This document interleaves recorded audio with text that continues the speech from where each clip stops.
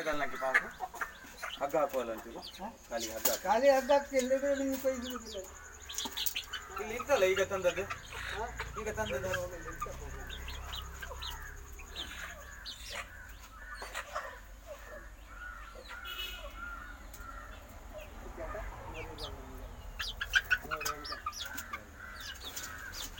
ನೀವು ತಂದು ಕೊಟ್ಟಿಲ್ಲ ಯಾರು ಮನೆ ನಾವು ಕೊಟ್ಟು 2 ತಿಂಗಳು ಬಿಟ್ಟು ನನಗೆ ಫೋನ್ ಮಾಡಿ ಒಂದು ನಾನು ಎಕ್ಸ್ಚೇಂಜ್ ಮಾಡ್ತಾನೆ